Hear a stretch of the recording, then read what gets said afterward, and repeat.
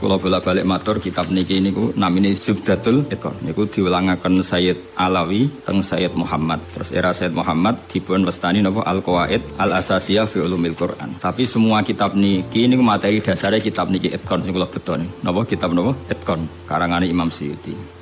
Nah, kenapa harus dikenali lebih detail mana yang Makkiyah Madaniyah? Mun kula matur Makkiyah Madaniyah gunanya apa? Kalau turun di Mekah itu potensi mansukhoh, napa? Potensi mansukhoh. Kecuali kalam khobar, nggih, kecuali kalam khobar karena yang namanya mansuh itu tidak mungkin terjadi di kalam khobar. Kan nggak mungkin misalnya hari ini saya bilang Zaidun qaimun, Zaid berdiri. Kemudian hari Ahad saya bilang oh tidak berdiri. Karena kalau kalam khobar itu kan kadung terjadi, napa? Kadung terjadi, maka kemungkinannya ya tetap terjadi wis kadung. Tapi kalau kalam insya atau amar itu bisa direvisi. Misalnya pagi-pagi karena pagi saya bilang cung aku tukono pecel karena momennya keliwat sudah siang kan bisa saja tak batalkan, gak cung ganti rawon karena sifatnya perintah apa? Sifatnya perintah. Ada muqtadul hal dalam semua perintah. Misalnya Rasulullah karena lemah di Mekah maka perintahnya itu lakum dinukum waliyadin, ya sudah agamamu agamaku, agamamu agamaku. Ketika Rasulullah di Madinah itu kuat sekali dan Islam tetap dilecehkan, mau dihabisin. Nabi kena khitab disuruh ngelawan, makanya disebut kital itu saling perang karena kital itu dari masdar musarokah ya, qatala yuqatilu muqatalatan wa qitalan itu. Jadi nah itu kan berarti karena muqtadul hal, karena ayatnya bersifat apa? Perintah. Jadi eling-eling ya. Terus yang bisa nasah mansuh itu hanya di surat-surat sing di situ kalamnya insya. Insya itu bisa amar, bisa nopo nahi. Kayak dulu Nabi ketika di Mekah itu malah nggak boleh ngelawan sama orang kafir. Fa'fu anhum wasfah, harus mudah memaafkan. Tapi ketika di Madinah masih dipakai buli-bulian sama orang kafir, mau dijajah, mau dihilangkan eksistensi Islam. Lalu ada ayat turun di surat Haji, udzina lilladzina yuqataluna bi annahum zulimu wa innallaha ala nasrihim laqadir. Mereka yang diperangi. Jadi syaratnya diperangi ya. Mereka yang diperangi, yuqatalun itu diperangi, itu diberi hak melawan. Tapi tentu harus diperangi dulu. Makanya di surat Baqarah istilahnya apa? Qatilul ladzina yuqatilunakum, perangi mereka yang merangi kamu. Ada sebagian ayat redaksinya wa akhrijuhum min haitsu akhrajukum. Boleh kamu mengusir mereka karena mereka mengusir kamu. Jadi ayat-ayat ekstrim tentang perang, tentang kekerasan itu semuanya nunggu kondisi al-mujib lidzalik yang menyebabkan itu. Boleh perang kalau diperangi, boleh ngusir kalau diusir.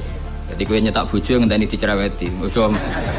Ojo ujuk-ujuk nyentak dhisik ben wedi mumpung rung diamuk. Wis karuan ra ngekeki blonjo esuk-esuk nyentak. Ayo pe ngomong apa?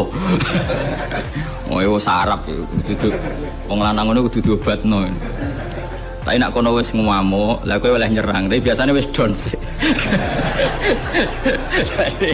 Biasanya wis diamuk setengah jam wis down. Sak jam stroke wis. Tuh kalau kata Mbah Mun kalau guyon gitu, di bojo cerewet itu baru gak mari sugih. Tapi santri-santri yang di belakang bilang gak mari sugih, Mbah, mari stroke. Jadi karena ilmu tentang itu gak cukup. Ilmu ulama mana saja kalau menganalisis perempuan tuh gak cukup. Jadi pasti banyak khilafnya. Karena itu polanya perempuan tuh gak jelas, itu gak bisa dianalisis. Jadi itu ilmu siapa saja bisa. Saya pernah diminta ngaji di Mbah Hamid Bedowi itu, acara hallnya Mbah Hamid. Tapi ya enggak undangan, karena saya memang jarang mau undangan umum. Ini perlu dicatat, nak sing pengen ngundang istibatal ya demen kecewa biasanya. Terus, pokoknya saya itu hanya mau di pernah guru sama pernah sepuh. Itu saja sifatnya ada undangan. Saya datang terus karena saya datang terus ditunjuk disuruh ngaji, bukan undangan terus di banner itu. Kayak artis. Keribetan itu. Ya kayak seperti ini aja lah, ngaji sudah ngaji. Perempuan itu satu-satunya makhluk pangeran sing tahu membantah Kanjeng Nabi.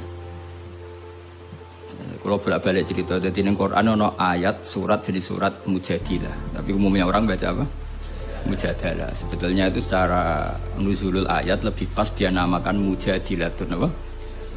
Karena Mujadilatun itu isim fa'il pengganti fi'il mudhari' yang di ayat qad sami Allah qaulallati tujadiluka. Jadi allati ing wong wedok tujadilu kang bantah sapa lati. Nah, pengganti fi'il mudhari' itu di nahwu itu isim fa'il karena zamannya sama, fi'il mudhari' zamannya hal dan istiqbal, itu penggantinya hanya isim fa'il. Jadi kalau rajulun yadribu bisa diganti ad-daribu, paham ya? Rajulun yansuru boleh diganti nasirun. Berarti kalau hiya tadribu bisa diganti daribatun. Makanya kalau maknanya ya qad sami'a, teman-teman midanget sapa Allah kaulalati ing pengucapane wong wedok silailati tujadilu kang bantah sapa lati ka ing sira Muhammad fi zaujiha ing dalam babakan suamine lati. Watastaki lan nglaporno sapa wong wedok, nglaporno Kanjeng Nabi. Jadi Nabi seumur-umurnya itu hanya dilaporkan oleh perempuan. Nabi lho nih. Ora trimo kiai Nabi itu dilaporno. Jenenge wong wedok menawa nek trimo bojo enteng. Nabi wae dilaporno. Jenenge wong wedok Nabi wae dilaporno. Dilapor ila wahi maring. Terus sempat terjadi debat. Makanya terusannya ayat wallahu yasma'u tahawurakuma. Wallahu ta'ala yasma'u krungu sapa Allah. Tahawurakuma ing perdebatan sira loro. Itu perdebatane Nabi kalian perempuan itu. Muhawarah itu kalau dalam bahasa Arab itu perdebatan. Jadi muhadasa, muhawarah itu maknanya apa? Perdebatan. Makanya kalau orang latihan apa? Konversasi Inggris itu, conversation Inggris itu disebut apa? Muhawarah apa?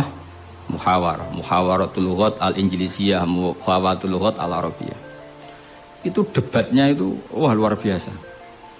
Sekamane Nabi kudu kalah wae muwara kekasih pangeran musom-som wedok. Jadi khaulah itu wahyu. Pokoknya ceritanya kudu wahyu, gak oleh cerita elek. Khaulah itu wahyu. Mbah Barkhat, mbah Barwiye mulai itu pas sujud. Sing lanang wong Arab. Wong Arab ku gak mangan mendoan, gak mangan tempe. Iso mbok bayangno. Wong Jawa ngono bojone suci tenang ae mangane mendoan. Ambek sego jagung. Dadi ra wong ayu ya biasa wae. Jadi di wong Arab itu mangane daging. Terus neng hadis semua asbab nuzul redaksine fa'ajabat tu ajizatuha. Nah pemaknane yo fa'ajabat mongko gawakno hu ing rajul jenenge Aus bin Somit. Apa ajizatuha wis pemaknane dhewe ajiz. Pokoke pas sujud itu sing gawakno ajizatuha. Itu jorok niki. Iki murid kecelakaan. Jadi makna sing bener ra iso, nak makna ngono iso. Jadi uteke wis elek banget. Akhirnya jaluk, sing lanang njaluk. Karena sing wedok lagi sujud, lagi nikmati pangeran ra gelem. Ora gelem terus ngamuk sing lanang. Wong lanang ngerjaluk ra dikeki iku ya ngamuk iku sekunane kuno. Tapi nek sing mangan mendoan ngamuke rapati tenan karena ya tadi jawate mesti rapati tenan. Wis akhirnya ngamuk. Terus wong Arab itu ngamuk tertinggi iku muni anti alayya kadhuri ummi. Kowe berstatus kayak ibu. Ini makanya pentingnya ngaji tradisi. Berstatus kayak ibu itu di orang Arab itu adalah dzam. Dzam itu satu kesalahan yang harus dikritik. Tapi kalau orang Jawa kan enggak. Makanya kalau saya ditanya, fikih Jawa sama fikih Arab itu beda. Wong Jawa nak muni, "Dek, kowe kaya ibu." Itu maknanya sama-sama ngerawat saya. Makanya saya berpendapat tidak mesti secara fikih dihukumi zihar karena perasaan mengatakan kaya itu beda dengan orang Arab. Kalau orang Arab bilang kamu sudah kayak ibu. Maknanya selawas-selawas haram tak keloni, haram tak jima, haram tak kumpuli. Ini perbedaan apa? Kultur Arab Jawa. Maka fikih itu kalau yang sifatnya sosial atau kultural itu memang nggak bisa sama. Itu kan ibarat begini.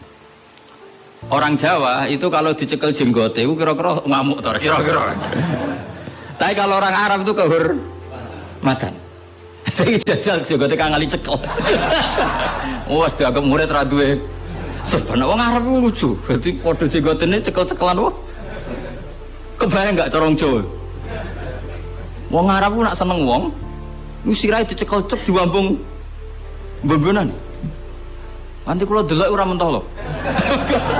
Lha kalau nanti kalian bangun teng Medina.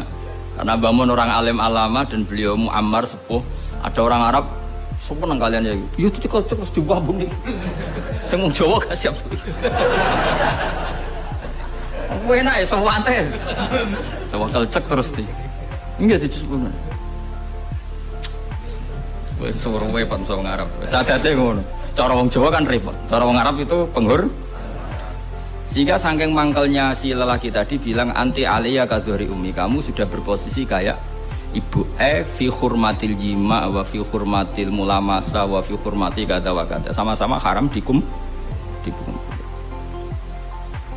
Setelah itu getun dan waduh bojo ayune ngene kok tak zihar itu sama dengan tolak bain.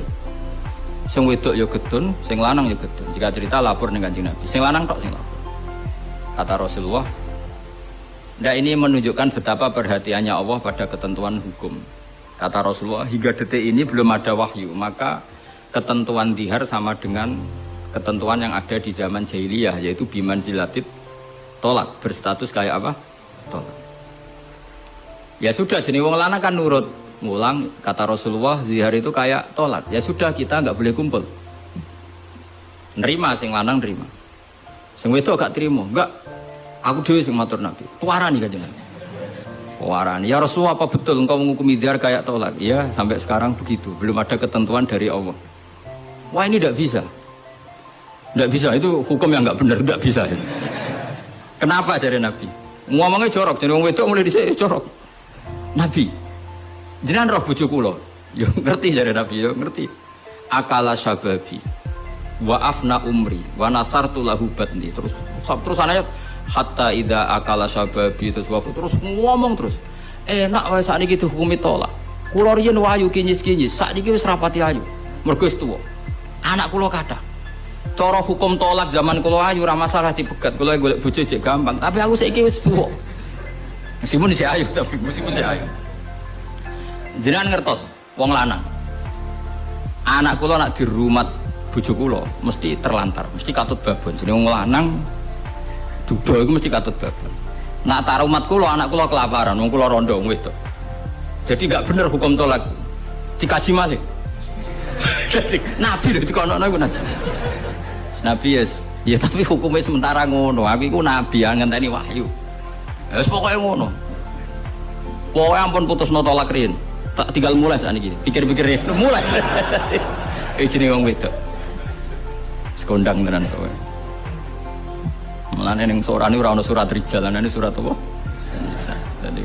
Jadi juara. Mulai. Tapi itu justru ngetokno nak Rasulullah iku nabi.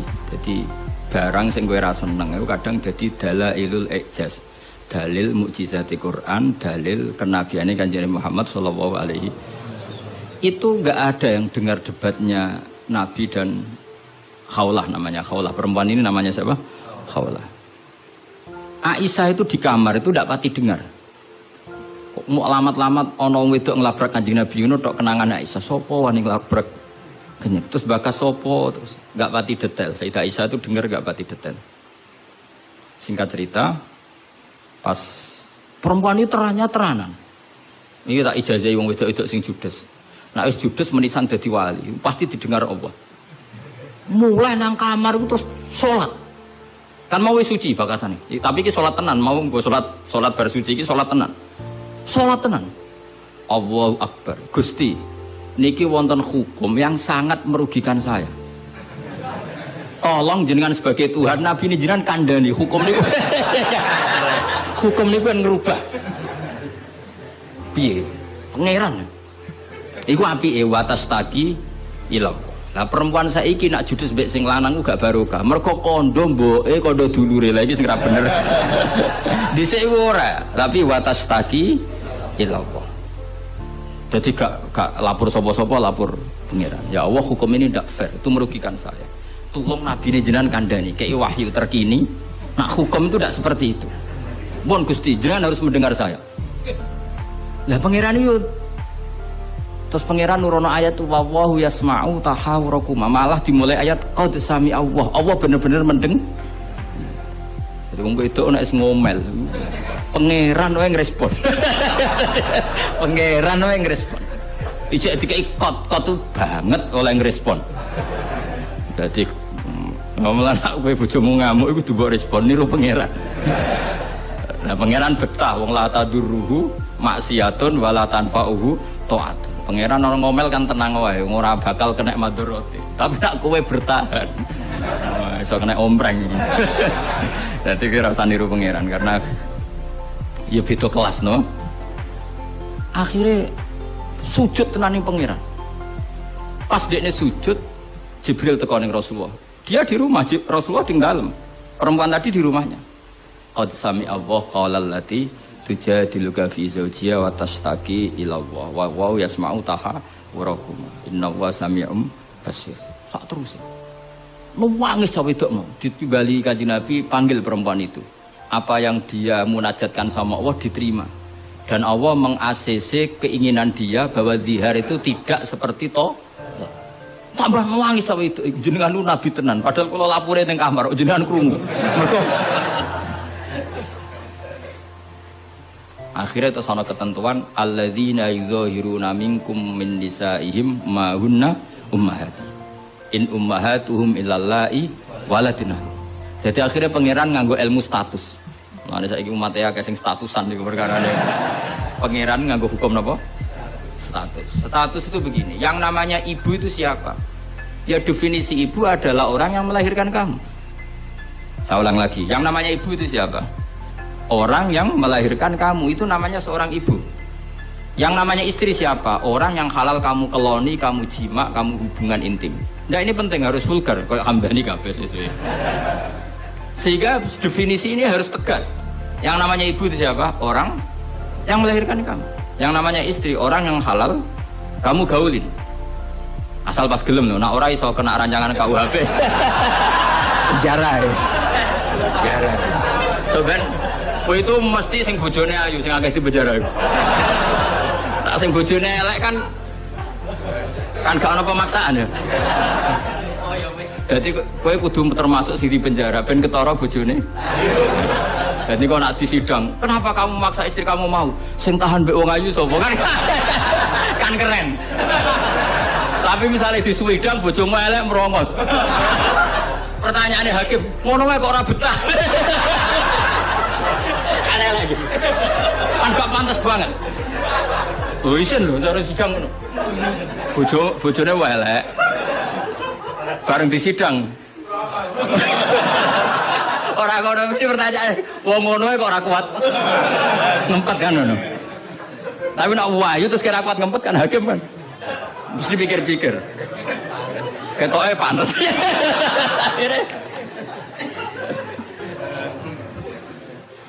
Tapi tak ulang lagi ya, ini fikih ya. Yang namanya apa? Ibu itu in ummahatuhum illallahi waladina. Mulane kan aji Quran sing tahqiq. Yang namanya ibu ya orang yang melahirkan kamu. Yang namanya istri adalah orang yang boleh kamu hubungan intim. Sehingga status ibu tidak bisa diistrikan, status istri tidak bisa diibukan. Maka karena ini penstatusan yang salah, saya ulang lagi, ini penstatusan yang salah, maka nggak perlu punya efek. Efeknya hanya dari segi sanksi kafaroh, bukan merubah status hukum. Ini hati-hati, awas kena salah. Rokok enak sekali. Sebab itu Allah oleh ketikan wa innahum la yaquluna munkaram minal qauli wa zura, menstatuskan istri sebagai ibu itu omongan sing ngelantur sing ora bener. Wong istri kok distatuskan sebagai ibu. Itu tidak bisa. Yang namanya ibu ya orang yang melahirkan, yang namanya istri orang yang boleh dijak hubungan intim. Ini kan enggak nyambung. Yo darani misalnya Hamdani semuanya gini, Gus Ba iku muridku, yo stres wong ngomong ngene. Karena menstatuskan sesuatu yang enggak bener. Paham ya? Misalnya gue turunan Tunggul Ametung terus ngerasa lebih mulia timbang Habib kan ra bener wong untuk Tunggul Ametung kok ape saingan nasab untuk Rasulullah kan wis ora bener. Sesuatu yang enggak bener itu enggak perlu didengarkan. Maka hukumnya apa? Ya ibu tetap ibu, istri tetap istri. Soal nanti karena kesalahan ngomong hanya disuruh bayar kafarah. tidak otomatis istri berstatus kayak ibu yang haram dikumpuli selawase lawas. Itu hebatnya Quran. Jadi omongan salah itu gak perlu didengar. Mulane nek ana mubalek atau ustad, saya ini punya otoritas untuk fatwa, ngajine ning ndi? Wong sorope ra iso wae fatwa iku piye? Mondoke iku ning ndi? Zaman mondok ora tau munggah bareng dadi kiai kok mletene ra karuan. Ngono kudu ditakokno kanca sak kelase. Iku ngerpek ta ora terus bisa.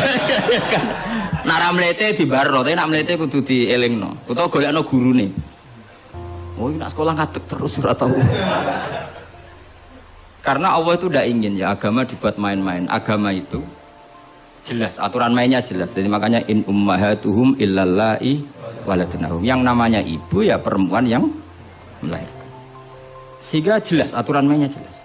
Semenjak itu Nabi mencabut tradisi jahiliyah yang menstatuskan dihar sama dengan tolak. Paham ya? Jadi hidup itu harus jelas. Sama seperti Quran juga gitu. Quran itu sakral, nggak mungkin salah. Kalau ada salah, berarti salah penafsirnya, salah penerjemahnya. Quran tetap terbebas dari kesalahan itu semua. Karena Quran itu sakral. Misalnya orang ngomong kiamat itu berdasar hitungannya Quran, itu tahun 2012. Nyatanya gimana rasido? Ya. Sampai kulo sering tak SMS, konco-konco kulo sing kiai. Gus ngenteni kiamat teng pundi. Terus nang kene lho nang omahku mek ngopi ya. Kiamat kok ngono sing wedi yo akeh perkarane apa napa? Kiamat 2000 berapa iki? 12. Nah, rencana aku ben sesuk. Wong ora melok gawe kiamat kok geger. Wong Rasulullah sing kekasih pangeran wae ndak dikasih tahu kapan. Israfil lho sing nggo trompet ngalor gitu. Lu ora ngerti yo.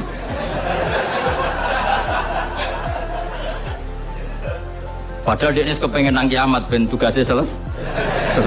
Iku era. Nah, artinya begini, barokahnya para mufassir, para peneliti Quran, itu nggak mungkin tafsir yang diutarakan ulama itu nggak detail, itu nggak mungkin. Karena ya ini perbandingannya, Sayyid Muhammad sampai Sayyid Alawi, Sayyid Abbas sampai Sayyid Zaidi Dahlan sampai Syekh Khotib Minangkabau, saya semuanya itu detail. Sampai iki Quran iki turun pas Nabi teng dalem, iki Nabi pas tindakan. Iki Quran turun pas dalu, iki Quran turun pas rino. Dengan tradisi sedetail itu kan nggak mungkin salah dalam memaknai. Ora koyo kowe. Ning Quran ono kok ayat piro mbah lali pokoke ono. Lha ngono kok dadi mufassir kuwi. Juga lihat bantah-bantahan Basul Masail. Pokoke ono kitabe. Lah yo kitab apa? Jenenge wae lho lali. Kok halamane jenenge wae.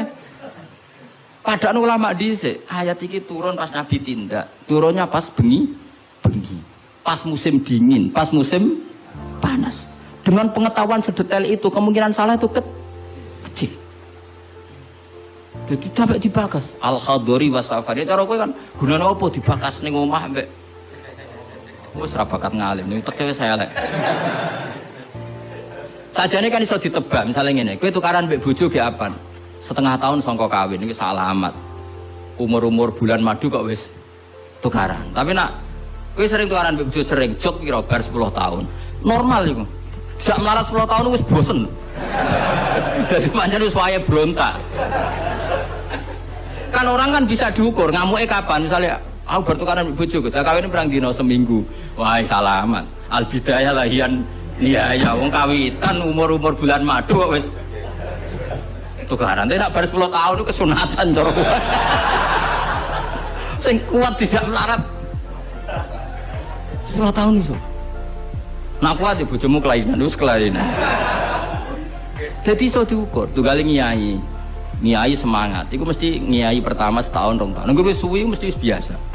Perkara wis bosen, semua keinginannya agak kesampaian. Pas latihan kiai kan bayangno masyarakat nurut kabeh, ngaji kabeh. Bareng puluhan tahun masyarakat tetap biasa-biasa wae. Sesuai kan style kendo. Jebule padha ae. Nek semangat pertama mesti semangat. Nah takon imam masjid itu semangatnya mau pirang bulan. Wan den istiqomah jamaah jebule reaksinya tetap soft awal tok. Tambah istiqomah tetap ae soft awal, malah kadang protoli. Sesuk mesti mikir, tak rewangi ngene yo. reaksi publik ya pancet, sesuai mengendorkan diri. Akhirnya gawe wakil. Ya wakil sesuai mulai dimami santri ya sesuai santai. Iku sing bener, mulai bener ya iku. Mereka tambah semangat mesti tambah kecewa, orang kok tambah. Makanya itu uniknya Quran, ketika Rasulullah terlalu semangat itu malah mbek pangeran didawi la'allaka baqi'un nafsak. Muhammad kowe aja terlalu iku menggebu-gebu oleh dakwah. Mergo untuk iman ora iku urusanku, sementing kowe dakwah standar wae. Aja sampai baqi'un nafsak rusak awakmu dhewe. Tapi nak kanggo kiai pemula enggak baik niru saya itu terlalu rileks. Kiai pemula cek semangat ben duwe status mong. Nah, kalau kan statusnya saman lah. semangat terus mohon aman lah pokoknya. Jadi akhirnya pangeran sakit kanjeng Nabi karena terlalu apa? Tapi itu justru nunjukno Rasulullah betapa sangat mencintai umatnya. Beliau tersiksa kalau orang tidak dapat hidayah. Sampai la'allaka baqi'un nafsak, sampai kata mufassir muhlikun nafsak. Nabi hampir tarodda anil jibal. Sampai pernah berencana cuek lah. Terus sampai Allah dikandani, sudahlah masalah hidayah itu saya. Laisa 'alaika hudahum walakinna wa yahdi may yasha. Sudahlah kamu ngaji saja, kamu dakwah saja, tapi tetap laisa 'alaika hudahum, itu tidak wilayah Anda untuk memberi hidayah. Batas kula nanti ngaji wae. Ada muni ngene. Aku pengen ngaji ning Damaran terus tak ulang ngalim kabeh, demen setruk ben nek niat. Oh mesti kecewa. Ayo paling sing paham piro, ayo ngaco. Ayo ngaco tak tes. Tapi nak targetnya gak paham no, supaya ngaji, silaturahim, guyon bareng, bar mulai, wis. Mulai mesti ngarah kecewa ya. Nggak takoki wong. Ngaji Gus Pak, ya ngaji. Piye keterangan wis pokoke apik. Baleni ra iso iki lho rekamane. Ayo kelakuanmu ngono to, kira-kira. Jawab. Jajal tanpa rekaman baleni. Nara ngelantur. Lah misalnya terus kiai ini diambisi ngaji muridnya paham. Kira-kira demen kecewa ta? Lah bojo yo ngono tak wari. Ana wong kepengin bojone iku sholihan, riman, ra bantah. Demen kecewa. Kowe iku sapa? Wong mbok cukupi wae jek bantah mun ra mbok. Sokoke ditarget bojo iku penting wedok, nak salat madhep ngulon. Ya wis kok. Iku mesti gak gampang kecewa. Lho kula es kiai, bojo kula yo ning. Ya aku narjetno bojo pokoke urip, salat, seneng. Berarti ra usah bayangno teko lunga disambut, terus digodhogno banyu nggo teh, mbok disiramno ya. Demen kecewa, apa? Demen kecewa. Makanya anggar teko takoki, jek urip, Dek. Alhamdulillah bojoku ijek. Misalnya kok minggat mulai, Mas aku semula nang wong tuaku. Melok kowe yo melarat atau melok wong tuaku. Alhamdulillah Dek ge cerdas. Tahu sing pantes dieloki. Jan cara hukum melok wong fakir iku kebodohan. Melok wong tua sing sugih itu kepintaran. Tanggapi secara ilmiah. Kok ngergoni wong lanang ujug-ujug mulai ndak ini kamu punya istri yang menghormati ilmu. Di mana-mana melok wong fakir ora enak. Melok wong tua sing sugih iku enak. Berarti bojo pinter lah goblok. Pinter. Jadi sing syukur ya. Alhamdulillah Dek kok pinter. Kowe genane melok aku fakir 5 tahun aku ya jagal. Wong kok gobloke ngono. Jadi jago mulai iki. Lah misale ki dirafak. Wis Mas tak rafakno Mas, aku pegat Mas ngene-ngene. Ya ngomong ngono. Nak pancen kowe entuk sing luwih apik timbang aku. Ya piye meneh. Tapi iku kan barang sing ora mesti. Sing karuan mesti iku ya aku iki wis bojomu. Terangno. Mengejar barang ra mesti iku bahaya. Terangno. Tapi nak bojo jawab ngene, fakirmu wis mesti. Sugihmu ke depan ora mesti. Nak adu al yakin la yuzalu bisak. Baru saiki malah ngaji usul fikih. Ngaji kaidah fikih al yakin la yuzalu bisak. Malah debat. Tapi intinya gini ya, dari mengerti seperti ini, kemungkinan para mufassir salah dalam mengartikan Quran itu kecil. Karena hadori Nabi di dalam tok wahyu itu roh nita ini. Mulane Aisyah radhiyallahu anha iku ngerti banget Nabi nantok wahyu. Kenapa tahu? Ketika ayat Baro'ah terbebasnya beliau dari tuduhan apa? Zina dengan Sufyan ya, Sufyan al-Mu'attal itu. Itu Nabi itu fi yaumin syatin, di hari yang sangat dingin, musim dingin. Di Arab itu kalau musim dingin itu ada salju. Umumnya wong musim dingin kan mboten keringetan Kang Ali. Umumnya wong musim dingin mboten apa? Keringetan karena musim dingin. Iku Nabi kalau saking untuk wahyu, saking paniknya, saking beratnya wahyu itu wa innahu la yatafassadu araqon, kenangane Sayyidah Aisyah. Beliau itu bercucuran keringat padahal fi yaumin syatin, di hari yang sangat dingin. Sehingga Aisyah tuh kaget, wah berarti Nabi untuk wahyu. Ternyata wahyu itu adalah pembebasan Sayyidah apa? Aisyah dari segala tuduhan apa? Zina. Kayak apa ulama itu?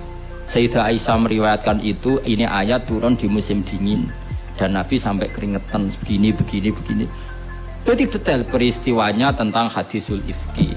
Rawinya seorang Sayyidah Aisyah di rumah Abu Bakar, ditunggoni ibunya Umi Ruman. Itu detail.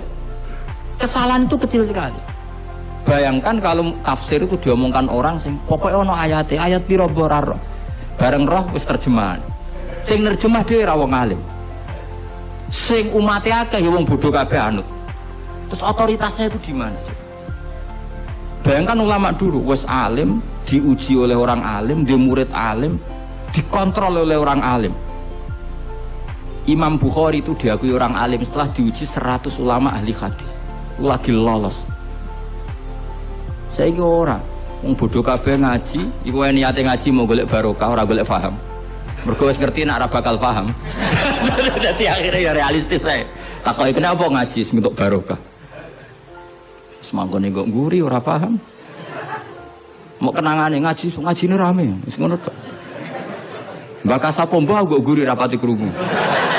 Padahal umpama ngarep lah ya padha ae rapati paham. Dadi mulane nek rapati paham kok nguri ben alasan nek ora paham. Tapi ngaji ilmu sama ulama dulu itu ora paham ora iso. Mung dites. Imam Syafi'i itu ngaji Imam Malik itu dites. Maca muwatta sik disinaoni sik lagi ngaji Imam Malik. Terus cek dites. Sufyan Ats-Tsauri nate ngetes Imam Syafi'i ngene. Cara kowe mesti gagal. Tes-tesane ngeten. Ada Sufyan Ats-Tsauri, ada Sufyan bin Uyainah. Ini ulama-ulama seniornya Imam Syafi'i. Ya Syafi'i nanya lo ya jangkar karena lebih senior. Ma maknal hadis la tuharrikut toiro atau atiron la tuharriku at-toiro min wakanatiha. Sebagian riwayat min makin natiha. Manuk itu aja mbok obahno sangka kurungane.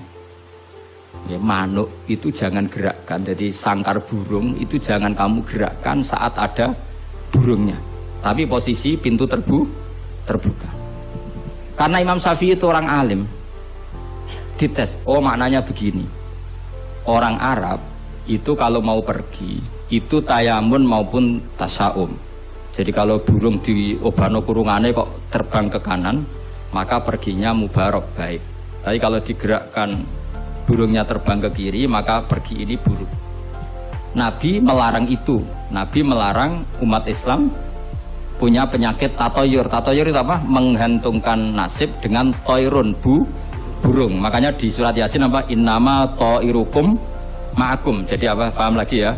Jadi orang Arab itu apa? Corong Jawa itu apa? Adu nasib, mengundi nasib. Kalau orang Arab pakainya apa? Burung. Nah, orang Jawa kan cecek. Misalnya cecek jeblok. Wah, alamat elek rasidul lunga.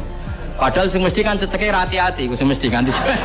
Tapi wong Jawa nafsire kan cecek jeblok, itu berarti celaka ya. Sing celaka ceceke ta wong sing ngape lunga. Tapi orang Jawa ora ya. Ngape lunga ana cecek jeblok gak situ jare alamat apes. Padahal cecek tiba sing mesti kan siji gak hati-hati. Nomor loro iso wae dene latihan jumping. Aneh latihan uji apa? Uji nyali. Nah itu Imam Syafi'i itu paham betul. Adatul Arab itu kalau mau pergi itu menggerakkan sangkar burung yang ada burungnya. Kemudian kalau terbang kanan alamat baik, kalau kiri alamat buruk. Lah Rasulullah itu melarang itu. Makanya terus ngendikan la tuharrikut tayra min makin nadiha. Akhirnya terus kata Sufyan bin Uyainah, ya Abu Abdillah qad analaka antuftiya, kamu sekarang berhak fatwa karena sudah alim. Cara sing ditakoki kowe, Ojo geman yo manuk mbok obah-obahno. Kurang pegawaian tas putih. Karena uteke wis ora sambung. Ya cung ojo geman manuk ning kurungan mbok obah-obahno. Mesti jawab sampean, kurang pegawaian tapi kok manuk apa? Tapi Imam Syafi'i tahu betul maknanya adalah apa?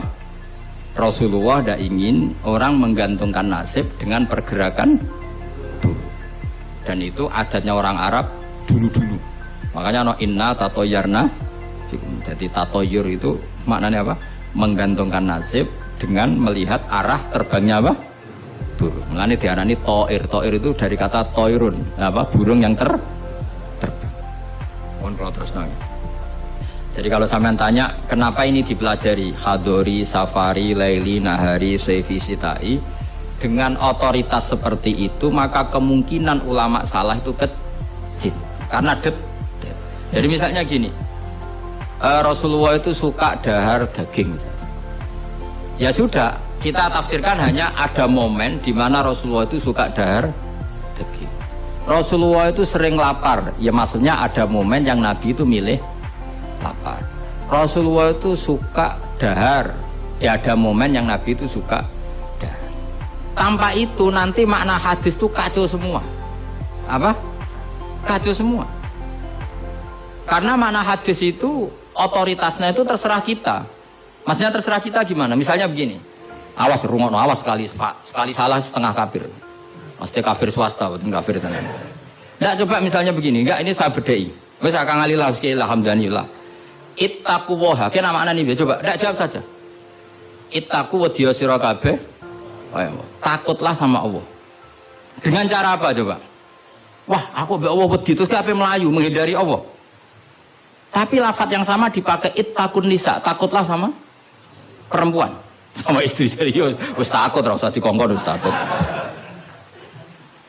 Ada lagi misalnya nyuwun sewu ittaqul hayyah, kamu takutlah ular. Ittaqul faqra, takutlah sama kefikiran. Sama-sama kalimatnya takut, tapi tetap proporsional sesuai makna yang terkait. Ittaqullaha bitaat, takwalah Allah dengan melakukan taat. Justru takwa kepada Allah itu kita harus menuju Allah. Ya saya ulang lagi ya.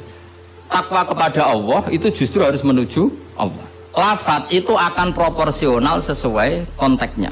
Dan ini para pendengar harus tahu. Misalnya saya ulang lagi ya. Ittaqullaha, takutlah kepada Allah. Apa artinya kita menghindari Allah? Kalau kamu takut ular, takut perempuan cantik, kena fitnahnya harus menghindar. Kalau takut Allah, kalau menghindar kan malah salah. Makanya di Quran ada ayat gimana? Wa dhannu alla malja'a minallahi illa ilaih. Ada 3 sahabat yang melakukan kesalahan, yaitu takhalluf anil jihad. Beliau terlambat mengikuti perang Tabuk. Singkat cerita dineng Kanjeng Nabi sampai 50 hari. Semua sahabat diperintahkan Nabi jangan omongi dia. Hijrah dineng. Sehingga ketika dineng itu mereka sudah selesai hidupnya. Ini disebut wa'alas salasatil ladzina khulifu hatta idza taqat alaihimul ardu bima rahubat wa dhannu, saat terusnya itu sampai wa dhannu alla malja'a minallah illa illah. Ketika dineng Nabi, dineng sahabat, wah entek urip. Bareng ngrasa entek uripe terus beliau iktikaf di masjid, bahkan menyancangkan diri, mengikatkan diri di tiang masjid. Dan dia berjanji semua hartanya diamalkan, semua hidupnya diibadahkan. Dan dia mengira sudahlah saya tidak bisa lari dari Allah kecuali menuju Allah itu sendiri. Jadi unik kan, takut Allah itu artinya apa? Justru harus mendekat. Kamu takut kiai, semua kiai kita hormati. Kita hormat sama Mbak Arwani, Mbah Mun, hormat sama Mbah Hasyim Asy'ari. Tapi hormat kita, takut kita malah kalau ada kiai ngaji kita mendekat. Tapi kalau takut ular kubra, harus lari. Nah, sama-sama kalimatnya. Bayangkan kalau makna di Quran seperti ini tidak oleh ahlinya, betapa salahnya. Sama-sama kalimatnya takut. Nah, tapi dengan banyak pengetahuan yang musalsal ila Rasulillah sallallahu alaihi wasallam, kita tahu proporsi ittaqun nisa kayak apa, ittaqullah kayak apa, ittaqul hayyah kayak apa. Cinta juga gitu, cinta kepada Allah kayak apa, cinta kepada Rasul kayak apa, cinta kepada perempuan kayak apa, cinta pada teman kayak apa. Semuanya redaksinya juga hub, mahabbah. Tapi orang akan proporsional. Makanya ulama itu kalau ngendikan lafaz yang sama itu ditafsiri beda-beda. Misalnya gini, yang paling terkenal. Nak kira atau krungu ya kebangetan. Inna waha wa malaikatahu yusholluna 'alan nabi. Wassalat minallah ar-rahmah wa minal malaikah istighfar wa minal adami tadarruun wa du'aun. Coba, Allah itu kan di atas Rasulullah Muhammad. Apapun hebatnya Kanjeng Nabi kan di bawah Allah. Berarti Allah di atas Kanjeng Nabi. Maka ketika ada ayat gini, innallaha saat temne Allah Ta'ala yusolli misalnya, maca sholawat sapa Allah. Masa macane sholawat Allah muni ngene, Allahumma sholli ala Muhammad. Lho Allah dhewe kok muni Allahumma terus piye kan gitu. Paham nggih? Tentu redaksine Allah ya usolli ala Muhammad. Saya menambahkan rahmat kepada, ya langsung jadi usolli ala Muhammad azidu alaihi rahmatan. Saya menambahkan dia tak kasih rahmat. Wa minal malaikati istighfarun. Ketika seorang malaikat disebut membaca sholawat kepada Nabi, artinya malaikat memohon kepada Allah supaya menambahkan sholawat atau istighfar. Nah kita ini kan wong sombong. Kita semua ini nak wong sombong, nak ndongakno Kanjeng Nabi, wong kowe dhewe nasib ora jelas kok ndongakno wong sing jelas. Ya demen diguyu malaikat. Ya Allah, tolong ya Rasulullah ku jenengan sakake ini nak ora bahaya kafir iku. Maka ketika kita baca sholawat kepada Nabi itu bentuk tadarruk kita, bentuk DPDP kita. Ya Allah, jasanya Nabi yang begitu banyak, saya tidak mungkin membalasnya. Sehingga urusan balas membalas budinya saya pasrahkan jenengan. Sehingga sholawat dari kita itu pengganti doa jazallahu anna Muhammadan bima huwa ahlu. Balaslah ya Allah Rasulullah Muhammad dengan status yang beliau miliki. Karena kita ini utang jasa tapi tidak berkutik mau balas pakai A. Sehingga sama-sama sholat. Minallah maknanya pemberian, dari malaikat maknanya istighfar, dari kita maknanya tadarruk. Semuanya katanya sholat. Jadi makna itu pasti ada proporsinya. Ada apa? Proporsi. Dan itu ulama tahu. Sehingga kemungkinan salah itu kecil karena dari awal dianalisis tadi ada ayat Khadoriyah, Safariyah, Lailiyah, Nahariyah. Sehingga detail. Nah, barokahnya ngaji ini kamu kemungkinan mufasir ulama dulu salah itu kecil sekali karena tadi terhitung. Bahkan per kalimat itu terhitung. Sampai ada guyonan ulama, kalau kamu ingin tes doktor tafsir, itu ada satu kata, sak kalimat, orang sak kalam, sak kalimat yang diturunkan Quran. Itu ketika ada ayat wa kulu washrabu hatta yatabayyana lakumul khaytul abyadu minal khaytil aswad. Dhisik waqaf. Minal aswad itu waqaf. Sehingga sahabat itu kalau bulan Ramadan, kalau malam-malam dulu kan tidak ada listrik. Itu di pintunya Kang Ali, di pintunya itu dikasih benang hitam sama benang merah. Jadi agar jimak bojone didelok. Orang ketok aja oleh berarti kan gitu. Kok orang ketok aja oleh. Mangan ya gitu, mangan tengan mangan nginceng neh. Orang ketok berarti. Karena ukuran menjadi gak boleh makan minum itu apa? Sehingga benang hitam terbedakan dari benang putih dalam pandangan mata. Ya begitu terus. Ketika Rasulullah dilapuri itu, dilapuri wong salah paham mau do masang apa? Benang. Menurut santri sing nakal benangnya cilik benang ketok-ketok. Nah benangnya gede kan gampang ketok. Akhirnya Jibril teko, orang ngono maksudnya umatmu salah paham. Iki aja ana sak kata suruh tak turun nominal fajr.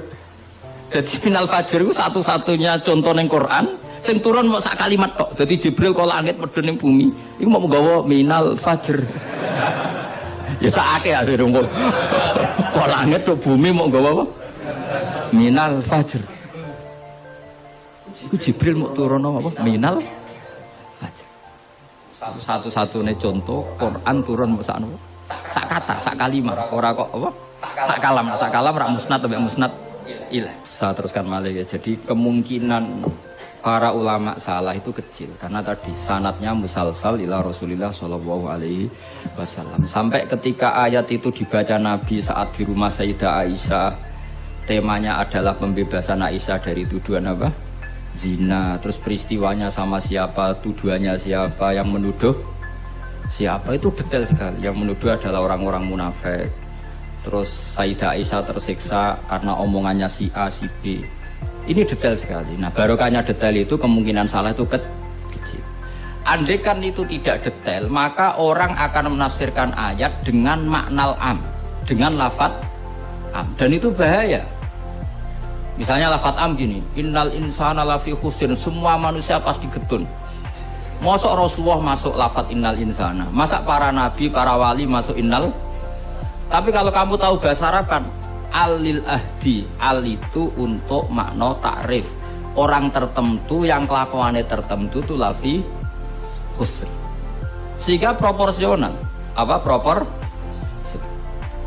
makanya ketika ada ayat misalnya gini, wa anni faddaltukum alal alamin, Bani Israel didawi pangeran, saya memuliakan kamu di atas seluruh penduduk dunia. Semua mufassir mengatakan karena umatnya Rasulullah adalah umat terbaik, kuntum khaira ummatin. Tapi kenapa Bani Israel dikhitopi wa anni faddaltukum? Oh begini, ala alami zamanihim, apa? Ala alami zamanihim. Bani Israel adalah penduduk terbaik di eranya atau di masanya. Kenapa begitu? Karena ada al. Apa? Ada? Seperti begini ya. Mbak Arwani itu yang terbaik di eranya. Tentu beliau kan nggak akan merasa lebih baik ketimbang Mbak Munawir karena gurunya. Mbah Mun terbaik di eranya tentu dibanding kita-kita. Kalau dibanding Mbah Zubair, sama Said Abdul Al-Haddad terbaik. Tapi kan nggak mungkin beliau kerja dibandingkan sama Faqih Muqaddam, sama Habib Ahmad bin Isa al-Muhajir. Semua ini orang-orang terbaik tentu kita tafsiri di eranya. Karena mesti beliau-beliau punya senior. Paham, jelas ya? Sama lah. Ketika wa anti faddaltukum alal alamin, Bani Israel dikhitopi gitu, alami zamanihim. Bahwa Bani Israel lebih utama hanya dibanding apa? Orang di eranya. Tidak mungkin mengalahkan umat Rasulullah SAW karena umatnya Nabi kena status kuntum khaira ummati. Ya jelas ya. Jadi, nah, siapa yang tahu proporsional ini? Lagi-lagi ulama. Jadi ini penting, ulama ini penting. Sama ketika Rasulullah itu nyuwun sewu ya mau berteman orang-orang kafir. Itu ulama yang tahu. Bertemannya apa? Karena Rasulullah tidak punya hadzun nafsi, bertemannya adalah tatmi anil Islam, supaya menyenangkan mereka masuk Islam. Tolaban di imanihim wa toma'an di imanihim. Tidak sing akrab sampean, oh paling untuk servis ya. Gak butuh Islami, butuh duitnya. Kan nanti terserah. Sama-sama zahir itu mau berteman, tapi kan beda orang soleh sama ndak. Aku bolak-balik nyontono gampang kasus wong itu. Ana wong soleh ngekeki dhuwit rondo ayu. Wis pikirane nulung. Enak wong dolim ngekei duit, mesti pesen apa ora tahu. Jadi sama, perilakunya sama-sama memberi. Tapi orang soleh sama orang fasik selalu beda. Makanya Allah nak ngendikan itu sederhana dan ini sangat sederhana tapi sangat dalam. Qul hal yastawil ladzina ya'lamuna wal ladzina la ya'lamun. Afaman kana mu'minan kaman kana fasiqan. Sama. Loh coba kiai sama orang fasik yo ramah yo lomo. Enak menawa gelem dadi apik. Antar wong fasik yo sayang yo lomo, ben kena dadi anak buah, ben gelem ngedaro narkoba. Lomane padha, pemberiannya sama. Sing kiai memberi ben orang ini jadi baik, sing badar narkoba memberi ben gelem dadi anak buah. Memberinya sama. Perhatiannya yang beda apa? Niatnya, karena tidak akan sama afamangkana mu'minang kamangkana fasiko. Lah saya ingin Quran itu dibaca seperti ini sehingga kualitas maknanya terjaga. Karena bawa koyok kue terus diterjemah, apakah orang mukmin sama dengan orang fasik? Jawab tidak. Itu bangunnya apa ujian masuk madrasah aliyah. Bocok orang karu-karuan paham itu. Jadi sing detail ya, ngaji Quran sing detail. Jadi afamangkana mu'minang kamangkana fasik. Makanya Rasulullah nanti ngendikan, dan hadis ini saya pegang betul, jangan geman salah paham sama orang soleh yang alim, karena motifnya pasti kebenar meskipun dohirnya salah. Terus Nabi ceritakan habrun min ahbari Bani Israel, dulu itu ada orang alim dari Bani Israel, itu orang soleh sekali, alim sekali, tapi ketika beliau sedekah itu dikasihkan sama maling. Fatahat dasan nas, orang geger, orang alim sedekah mbek maling. Kemarin Kang Ali santri radikai malah maling. Kontroversi belum selesai, hari kedua dikekno lonte, dikekno wong nakal. Geger meneh. Ini orang alim kok malah ngamal ning lonte. Geger. Geger belum selesai, hari ketiga dikekno wong sugih. Jadi 3 hari itu keliru terus. Tapi beliau orang alim, orang ini dipuji Nabi. Kata beliau begini, wong nganti dadi londe iku kepen golek duit. Dadi wingi tak kei nduk kowe Pak dadi londe golek duit iki tak kei tapi ora usah dadi londe. Fala Allah antas taifa, saya memberi itu supaya dia enggak jadi nakal. Beda enggak ambek wong fasik sing ngekei duit. Ayo beda to ora? Terus yo pesantren. Terus copet itu dikasih, ditanya. Kenapa kamu ngasih copet? Lah ya copet nganti nyopet golek duit. Cung ora usah nyopet ya dina iki tak kei. Biasane sedina untuk piro cung misale? Ya 500.000 wis kei 500.000 ora usah nyopet. Artinya apa? Sama-sama bentuknya itu ngasih, tapi motivasinya B. Sing paling sinis terakhir wong sugih dikai. Wong sugih ya bingung, "Mbah ya iku wis sugih mbok kei dhuwit." Lah nganti kowe medhit, iku ora saking senenge dhuwit tak tambahi. Akhirnya isen sugih. Makanya masyhur itu. Jadi artinya gini loh, wong alim ora iso dipadakno wong.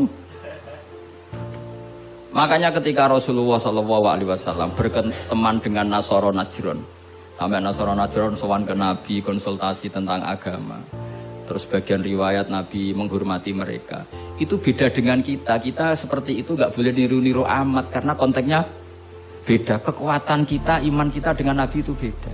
Tapi tetap ini menjadi hukum. Siapapun boleh menganalisis sesuai pahamnya masing-masing. Tapi tetap beda.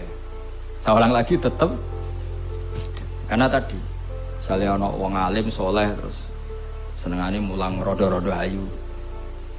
Ya kita harus husnudon. Paling banter sangka bodoh dadi pinter, sangka nakal dadi solihah, sangka kedonyan dadi eling akhirat. Ya motif utamanya seperti itu. Senajan kok akhirnya kecoba Hamdani terus ono sing diwayo. Ya tetap halal kan diwayo.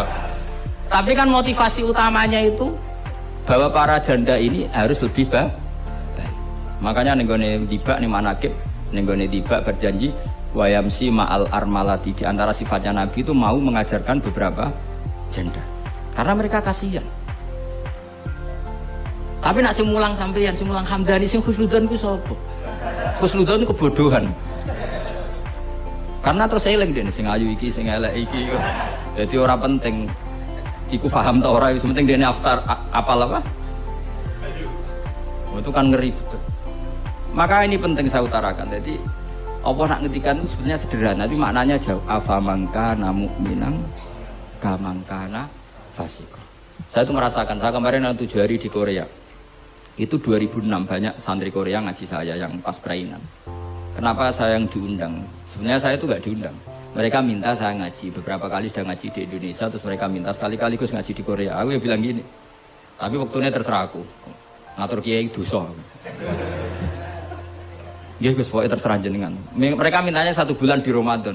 Bangunnya pondokku bukan tutup. Kiai sewa kira. Sakulan Ramadan bisa. Akhirnya saya minta seminggu saja. Uniknya pas setelah saya di Korea, tahun 2006 tukang Ali Imran itu mereka ngaji saya di Jogja. Delalah saya pas nerangkan ayat ya ayyuhalladzina amanu alaikum anfusakum la yadurrukum man dhalla idza tadaitum. Wahai orang-orang yang beriman, jaga diri kamu secara baik-baik. Setelah kamu menjaga kebaikan kamu, setelah kamu menjaga iman kamu, setelah kamu menjaga konsisten istiqomah kamu, la yadurrukum man dhalla idza tadaitum. Orang sekeliling kamu sesat enggak masalah. Kamu hidup di Jakarta enggak masalah, di Hong Kong enggak masalah, di Thailand enggak masalah. Yang penting kesehatan kamu itu mereka terinspirasi. Itu satu-satunya ayat Gus yang menjadi kita nyaman hidup di Korea. Ustadz-ustadz di sana merasa nyaman. Enggak apa-apa kita dikepung orang ateis, dikepung orang macam-macam. La yadurrukum man dhalla idza tadaitum. Akhirnya dikenang. Nasihat saya itu dikenang. Akhirnya mereka sepakat ngundang saya, semua guru-guru saya ijazahi itu. Ya sudah, Korea itu bumi ateis. Bumi di sini tuh nangis semua karena lama nggak dipakai sujud. Padahal lakal hamdu mil'us samawati wa mil'ul ardi, bahwa memuji Allah itu harus memenuhi langit dan memenuhi bumi. Nanti kalau orang Korea nggak ada orang Indonesia, bumi ana sing lodang. Jadi didelok malaikat kedua, ini kok lodang karena nggak ada yang sujud. Tapi baru kayak dikepung TKI 49.000 dan itu separuh lebih sholat. Sholatnya keren pisan, kadang ning Thailand, kadang ning gone Karena kalau pas kerja itu waktu sholat disamakan waktu jeda 5 menit ke kamar mandi. Jadi rata-rata sholatnya itu pas di kamar mandi. Lucunya kalau mereka sedang baik nawani gini, apa tak belikan patung juga? Karena pernah ada orang TKI sholat itu diincengin ngisor. Mereka aneh, ada sembahyang kok tanpa patung. Karena tahunya mereka ya namanya sembahyang pakai patung. Jadi betapa mereka nggak kenal sekali sama Islam. Dan itu pertama kenal barokahnya orang-orang Indonesia. 49.000. Nah sekarang udah bikin masjid, doa apa, terus ada yang ngontrak masjid. Jadi masjid itu unik. Kadang lantai 1 gereja, lantai 2 bar, lantai 3 masjid. Jadi saya pernah ngaji beb itu mau ke masjid ngelewati gereja dulu. Jadi masjid gambarnya salib. Karena yang di bawah itu gereja. Lewat situ. Lantai 2 bar. Bar itu lantai 3 masjid. Kadang balikannya masjid dulu bar. Jadi ya nguji iman betul. Teman saya ada yang cerita, saya pernah Gus mau ke masjid, lantai 2 bar sudah masuk setengah. Ke masjid apa di sini aja ya?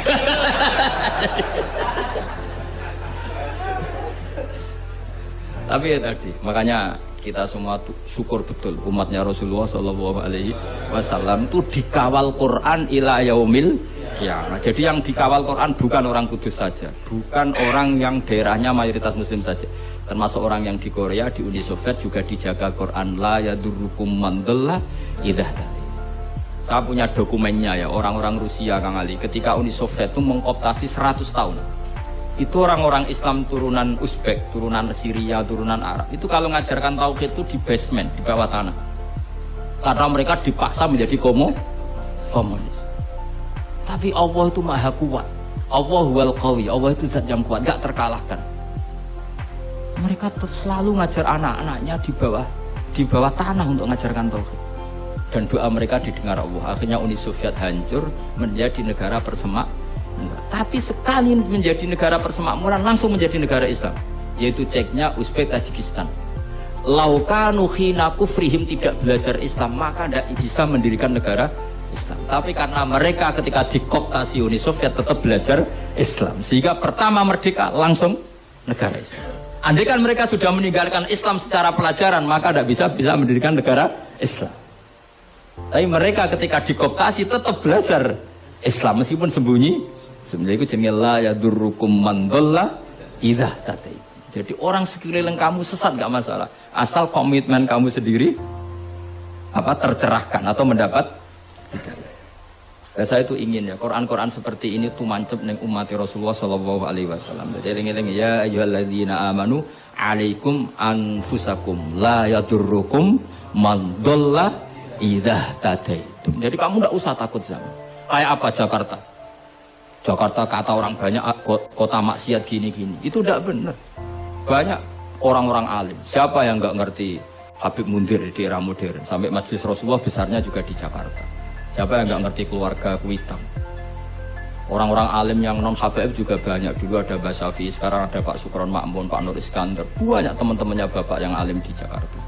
Santri saya yang Jakarta ya banyak. Muhibin saya Jakarta ya banyak. Karena ketika orang itu baik, itu la yadurrukum man dhalla idza hadaytum. Uni Soviet kayak apa dikjayanya? Ketika mereka hancur, malah mereka akhirnya yang hancur dan berdiri negara-negara persemakmuran dengan asas napa? Islam. Jadi kowe ora usah kuwatir, wah iki negara Indonesia rusak tauhid kudu dihancurno. Wah apa-apa enggak tahu ngaji, yakin enggak tahu ngaji. Agama ini akan dijaga Allah ila yaumil kiamat. Jelas dawe Nabi la tazalu ta'ifatun min ummati zahirina 'alal haq la yadurruhum man khalafahum. Sebagian riwayat la yadurruhum man nawa'ahum. Agama ini kata Nabi selalu umatku ini ada pembela-pembela kebenaran ila yaumil kiamat kata Nabi. La yadurruhum man khalafahum, dan umatku yang membela kebenaran ini tidak akan terkalahkan oleh orang yang menentang mereka. Dulu ketika kita kecil, sampai pengajian kudu lapor Polres, mobilnya di data, dia bener ya nih. Saat ini pengajian rasa diundang Polsek dorau.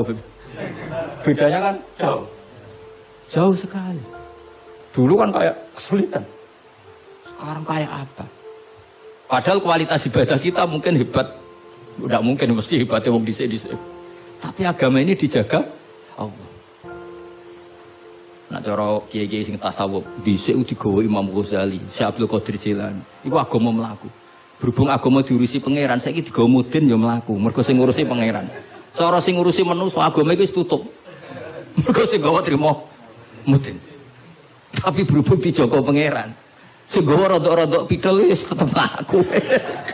Jadi Hamdani wis tetep mlaku. Ya memang Allah Ta'ala sudah janji la tazalu ta'ifat. Ini dawuh Kanjeng Nabi.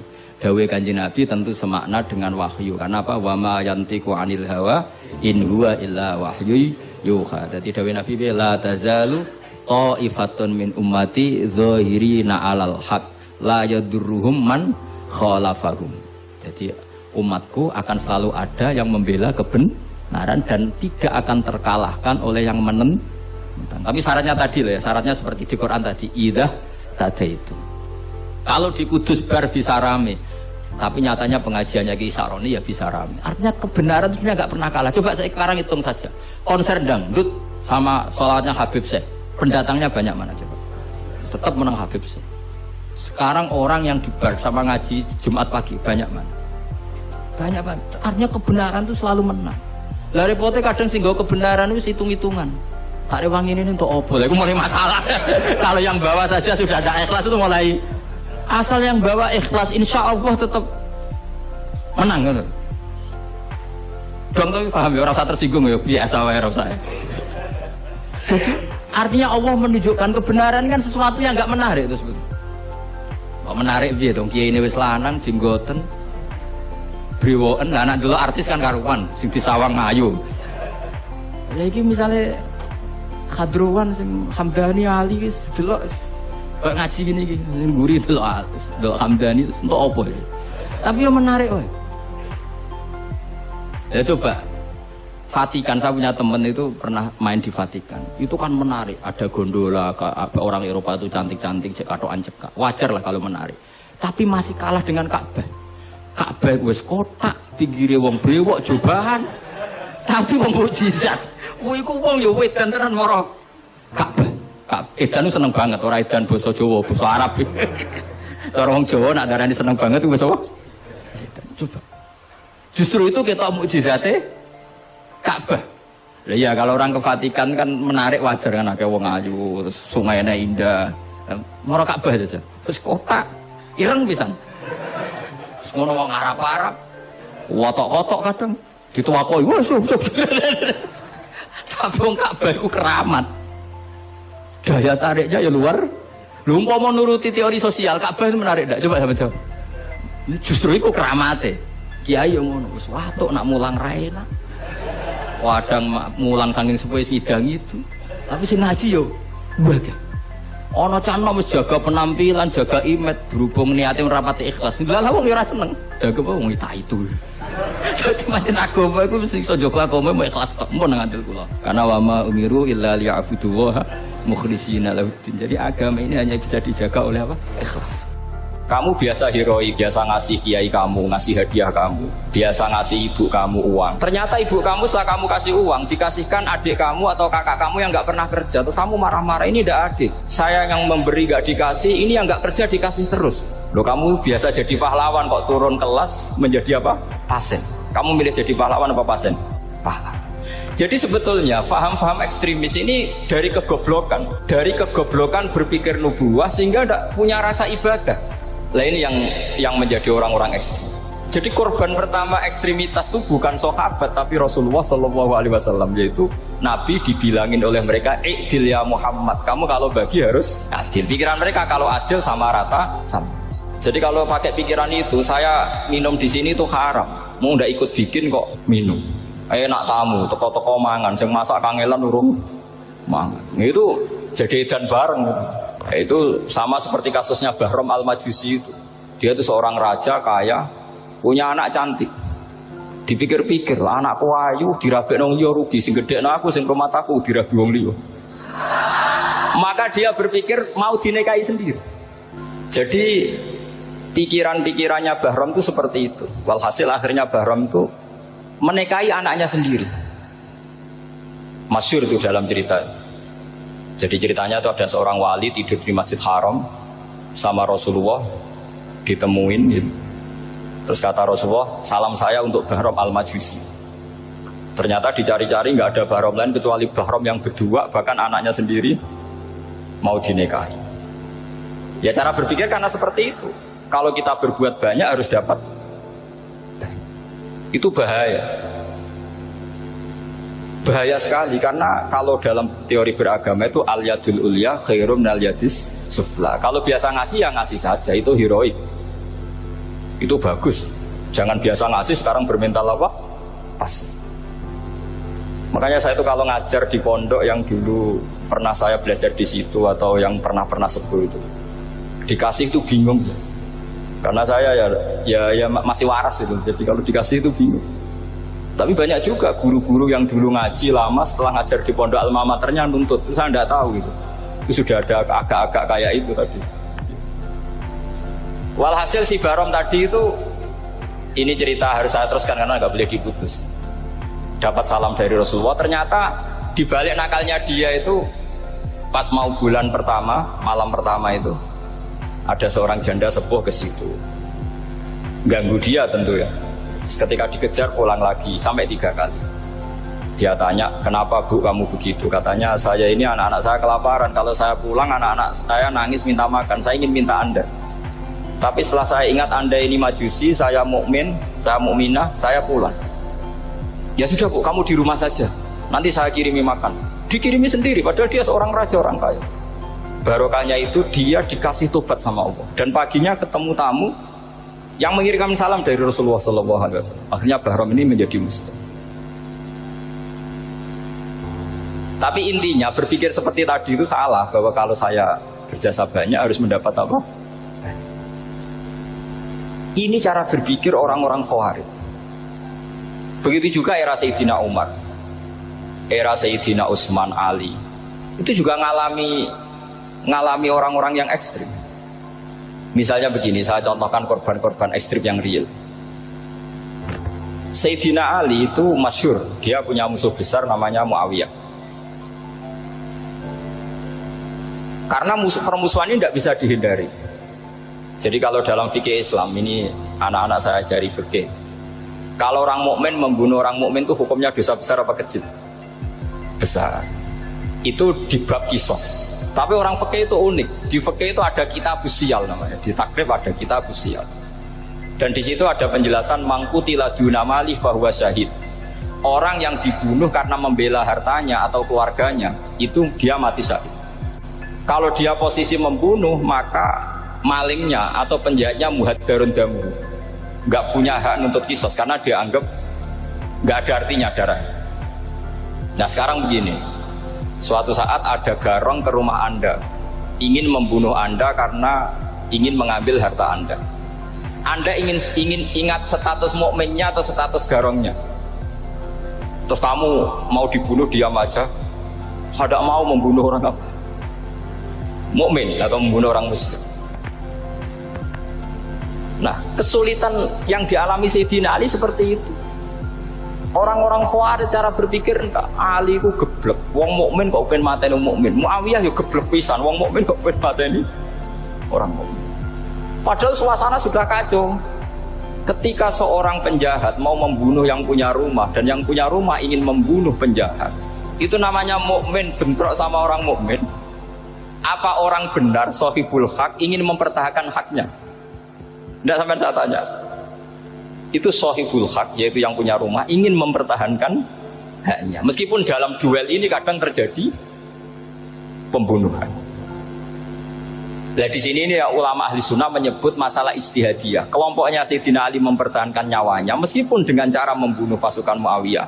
Pasukan Muawiyah juga mempertahankan nyawanya meskipun harus membunuh pasukan Ali. Zaman itu susahnya ijtihad seperti itu. Tapi orang Khawarij cara berpikir enggak, ini biang keladi masalah itu Ali sama Muawiyah. Akhirnya mereka malah rapat, ya sudah dua-duanya bunuh saja. Ya masyhur itu, akhirnya Sayyidina Ali dibunuh oleh orang Khawarij. Makanya ini penting ya, pentingnya ngaji seperti ini. Jadi kamu harus dilatih berpikir nubuwah. Ya dilatih berpikir apa? Nubuwah, disebut al-ulama warasatul. Meskipun dengan cara yang ekstrim, tapi pikirannya saja, jangan perilakunya.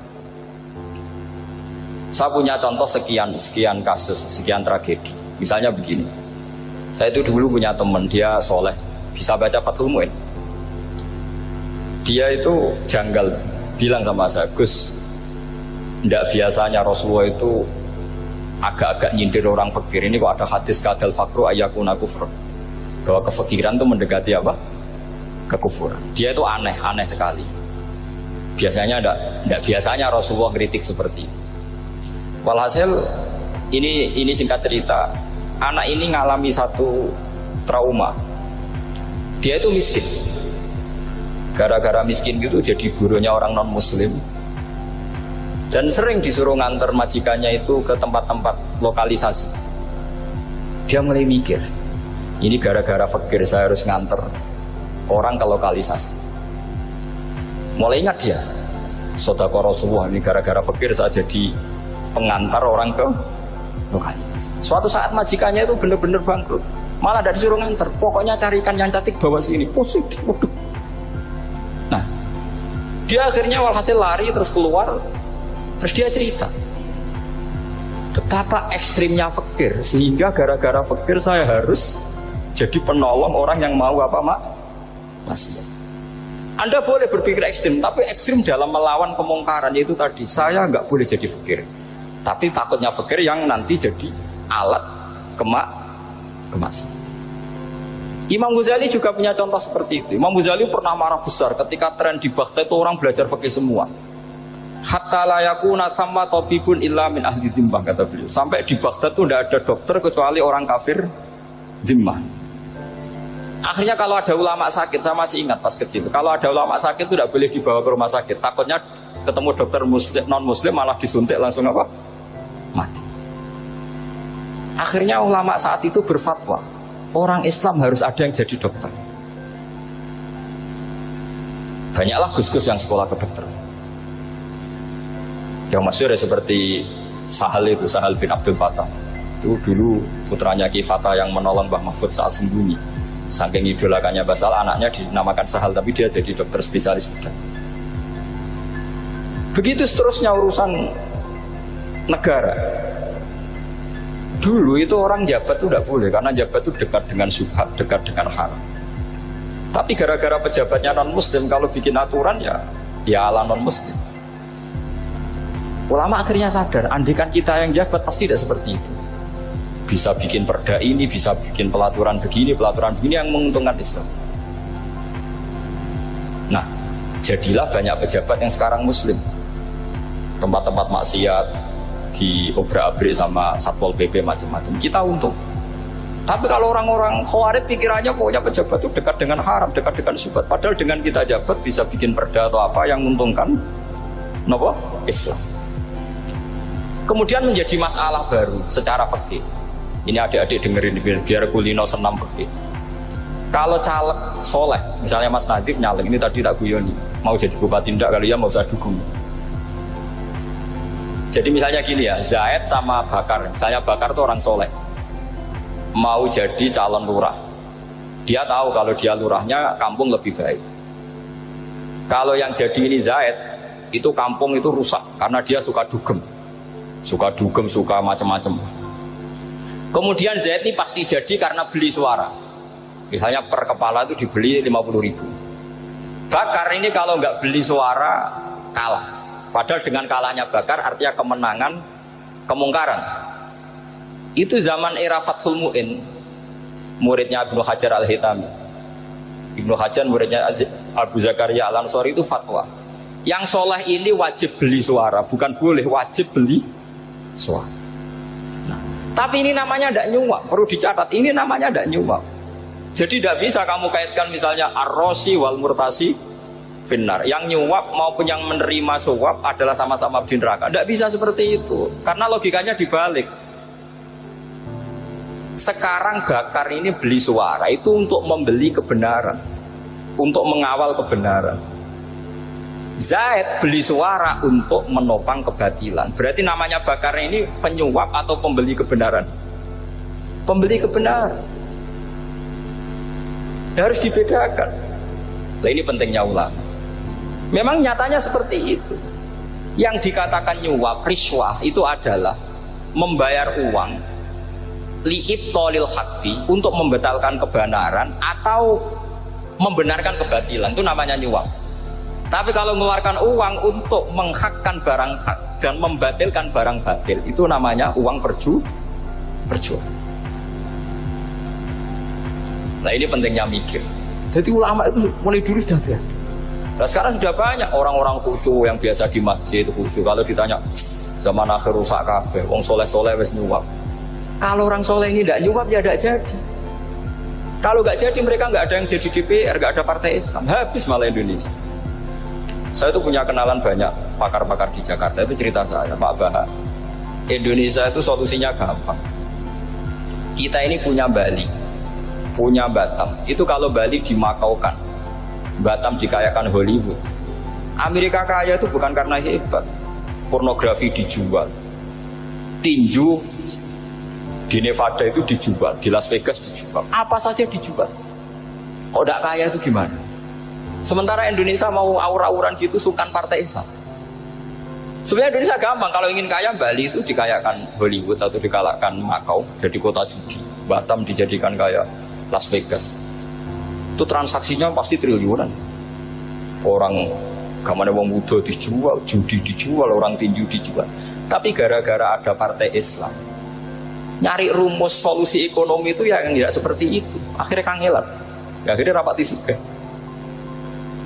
Tapi barokah tetap barokah partai apa? Yang menangnya caleg-calegnya rata-rata ya beli. Kalau tidak beli habis. Saya bukan menghalalkan nyuap, enggak. Kalau nyuap tetap haram ila yaumil qiyamah. Tapi kalau suratul masalah seperti ini kamu mengatakan suap, itu beda. Ini suratul masalah yang tidak ada kaitannya dengan suap. Asal lawannya batil ya. Kecuali lawannya sama-sama hak. Dua calon di kampung itu soleh sama soleh. Ini yang soleh bayar nggak boleh, karena siapapun yang jadi soleh itu nggak boleh. Makanya kalau cari musuh yang dolim biar halal ya. Iya, saya pernah ditanya seorang dosen, Gus, saya ini kalau baca sejarah perang Badar atau perang Uhud, yang saya tidak nerima itu satu. Kenapa setiap ghanimah harta orang kafir dan istrinya orang kafir kok disita orang Islam, dan yang perempuan jadi amat, kemudian juga digauli orang Islam, yang hartanya orang kafir juga jadi asetnya orang Islam, kok kayak garong. Dia tanya seperti itu sama saya. Terus saya jawab, kalau sampean ada garong dan kemudian bawa senpi, senjata api, kemudian garong Anda, penjahat Anda lumpuhkan, ya senpi itu harus Anda kembalikan. Monggo penjahat ini kagungan jenengan beto wangsul. Karena Anda milik Anda, harus dikembalikan. Wah, tidak bisa Bapak, kalau saya kembalikan pasti dipakai jahat lagi, dipakai kriminal lagi.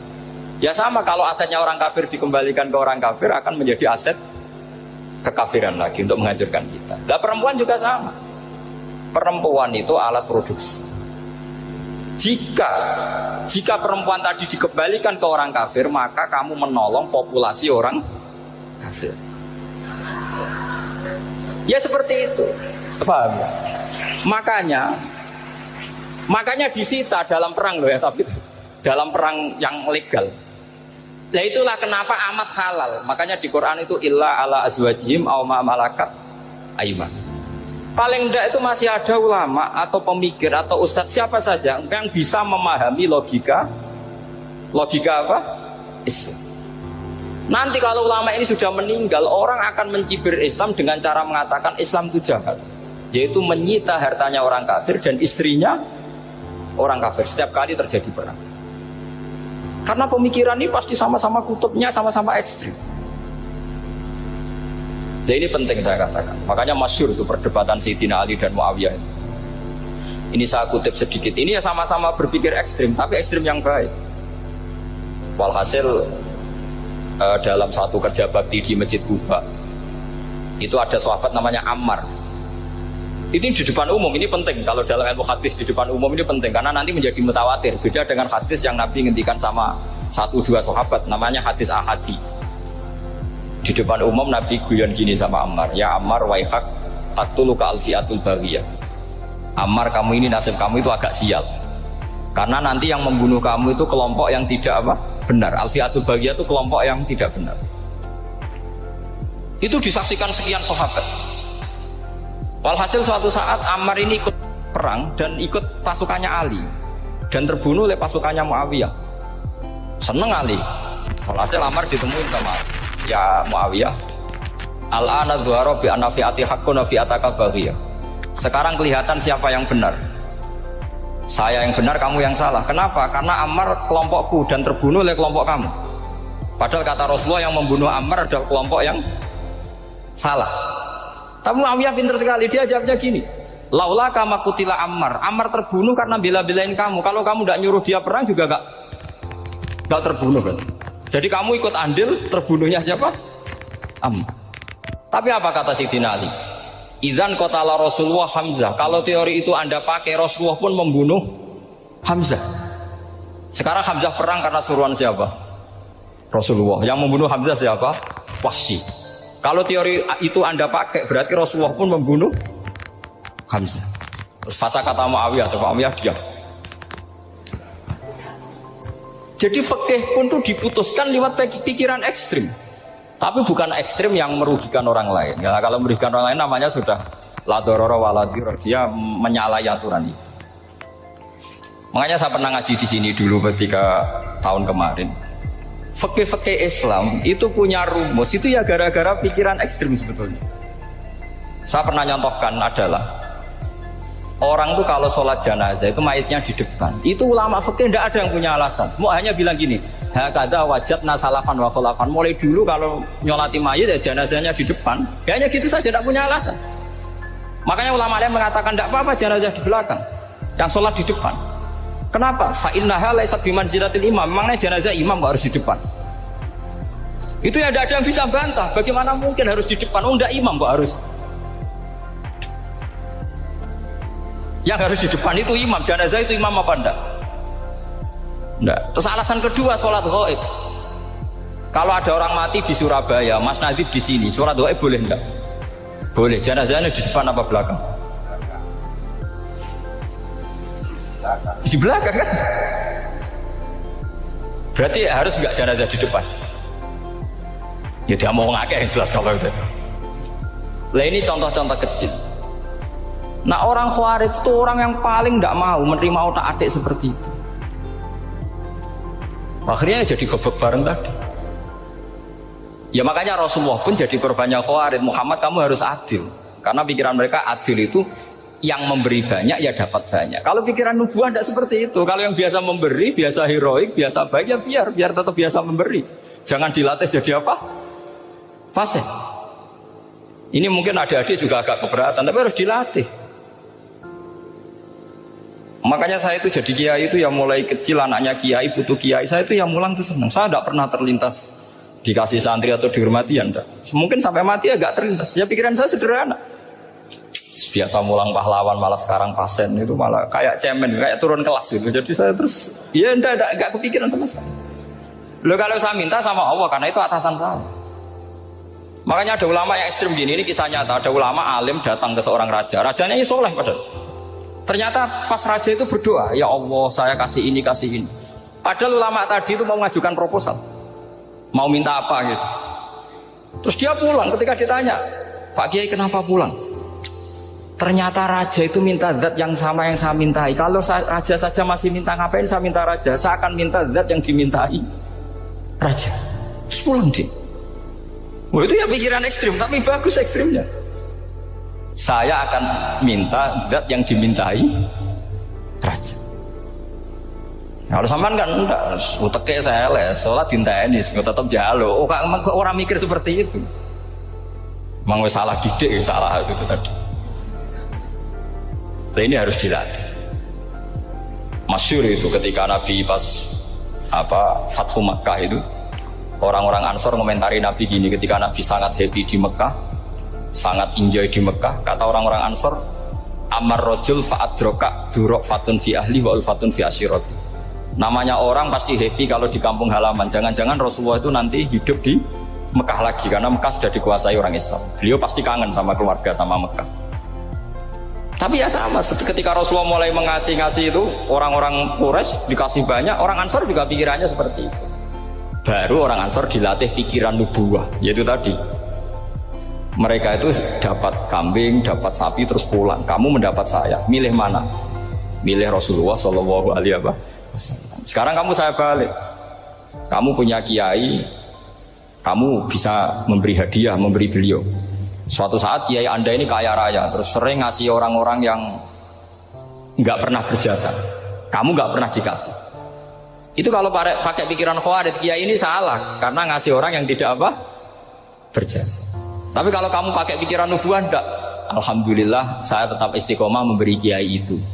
Dan alhamdulillah enggak dibales. Semoga balasannya di akhirat. Ya sudah seperti itu. Kalau pakai pikiran gengsi tadi seperti itu. Masa biasa memberi sekarang posisi diberi, saya rak turun apa? Kelas. Jadi sebenarnya pikiran ekstrim itu boleh, tapi untuk yang seperti ini bukan ekstrim yang tadi. Makanya ini disebut al-hujjat. Al-hujjat itu satu logika yang bisa mematahkan asumsi awal. Ini saya harap santri-santri matolek putra maupun putri berpikir seperti ini. Sehingga sama. Jadi misalnya sekarang dibalik, kalau ada orang NTT yang masih non muslim, itu orang kafir yang harus dibunuh atau orang kafir yang harus didakwai. Mesti pikirannya itu, kalau Nabi itu ya semua yang didakwai Nabi dulu orang kafir. Nah, ketika Nabi di Mekah itu pertama ketemu orang kafir itu dibunuh atau didakwai? Didakwai. Ya berarti pilihan sekarang ya didakwai bukan dibunuh. Nah soal perang itu perang itu beda dengan membunuh. Ada janjinya, ada macam-macamnya, terus nggak ada solusi, itu baru ada apa? Perang. Jadi kalau sudah dibalik-balik gitu, makanya kata ulama-ulama, Khawarij itu pasti salah. Pasti salahnya adalah kalau orang nggak benar ya dibenarkan, bukan dibunuh. Kalau setiap orang kafir dibunuh, Nabi kapan jadi nabinya? Karena orang kafir habis. Jadi metode bil hikmati ada, metode hasanah ada, karena orang kafirnya sudah apa? Mati. Terus pertanyaan kedua, kalau Nabi harus ekstrim, ngapain yang ngawal Jibril? Halnya Israel lebih efektif.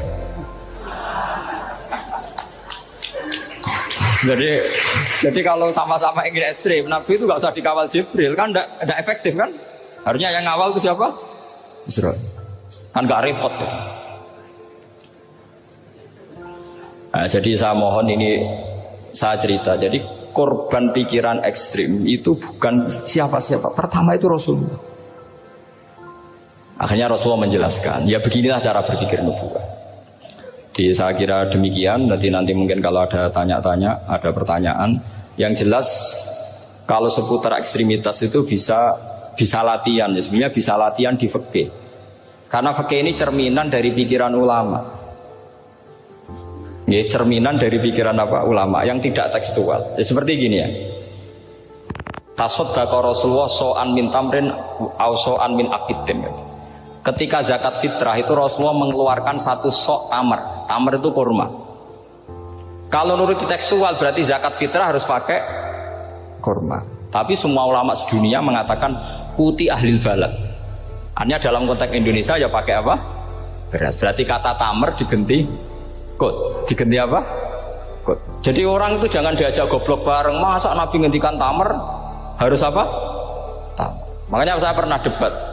Pak Nabi itu cingkrang. Kenapa orang-orang itu rata-rata tidak cingkrang? Saya bilang, Nabi itu hidupnya di Mekah. Kenapa Anda hidup di Indonesia? Iya, Nabi itu hidupnya di Mekah. Terus saya tanya lagi, Nabi itu hafal Quran, kamu udah hafal? Saya hafal Quran. Kalau cingkrang gampang, karek ngetok kata saya. Ya, kalau ada sunnah Rasul, Nabi hafal Quran enggak? Hafal kan? Berarti kalau ikut sunnah Rasul, hafal Quran. Jangan cingkrak tok, ya hafal apa? Ya sama poligami juga gitu yang tadi diceritakan Mas Nadif itu. Nabi itu poligami setelah Khadijah meninggal. Apa mereka mau nunggu istri pertama meninggal? Kalau ingin persis loh, kalau ingin persis nunggu istri pertama meninggal. Ah iya. Nggak mau juga kan? Ya biasa saja lah. Pokoknya yang dihalalkan syariat ya kita bilang halal, yang diharamkan kita bilang apa? Nggak usah sok suci sunnah Rasul. Saya punya banyak cerita. Abu Bakar itu dulu sering menghindari sunnah Rasul. Dulu Rasulullah itu kalau ada orang minta ya dikasih. Ketika era Abu Bakar bikin Baitul Mal. Ketika ditanya ini zaman Rasulullah tidak ada, kata Abu Bakar, huwa Rasulullah, beliau itu Rasulullah. Mau nggak dimanage ya negara tertib. Umar bikin pasukan itu diangkat negara. Kalau dulu zaman Nabi yang ikut perang bahaya, yang tidak perang namanya munafik. Era Umar tidak, militer itu ditunjuk, ya digaji pakai Diwanul Murtazikoh. Ketika ditanya kenapa tidak kayak Rasulullah, huwa Rasulullah, mau tidak tertib pun tetap negara stabil, karena ada karismanya. Jadi kadang-kadang dalam banyak hal itu kita malah tidak boleh persis Rasulullah, karena kadang banyak khususnya. Yaitu contoh yang paling masyhur di fikih ya kayak Nabi itu nikah 9 itu khususnya. Dalam strategi juga sama. Dalam strategi memanage negara juga sama. Banyak sahabat yang punya ide yang zaman Nabi itu tidak ada. Ketika ditanya kenapa tidak persis Nabi, katanya huwa Rasulullah. Ya Rasulullah itu meskipun seperti itu, meskipun tidak tertib secara rasional, tetap dikawal wahyu. Makanya negara baik-baik saja. Kalau saya ini hanya Abu Bakar, kalau tidak ya repot. Umar ya sama, bikin Diwanul Murtazikoh. Utsman juga sama, di manage negara. Sayyidina Ali juga di manage. Kalau Nabi tidak. Tapi tidak apa-apa karena ada karisma. Sampean tak cerita nih masalah zakat yang masyhur. Orang paling bakhil sekalipun, paling kikir sekalipun itu zaman Rasulullah bayar zakat. Karena pikirannya setelah zakat dikasihkan, Rasulullah mendoakan. Khudh min amwalihim shadaqatan tutahhiruhum wa tuzakkihim biha wa sholli alaihim inna sholataka sakanul lahum. Era Abu Bakar enggak. Sorry ya Bapak Bakrin, dulu kita zakat sama Rasulullah karena didoakan beliau. Kamu hanya Abu Bakar, saya tidak mau zakat. Ya sama lah seperti orang dipimpin ulama-ulama karismatik, orang dipimpin Badola itu tidak usah metai, santri sudah nurut. Dipimpin Usman Nazif, gak bikin pelaturan, habis pondok. Kalau tidak ngancam, gak gini, ditakzir, gak gini, habis. Nah, zaman Badola dehem tok santri wedi. Mas Nazif dehem tok enggak.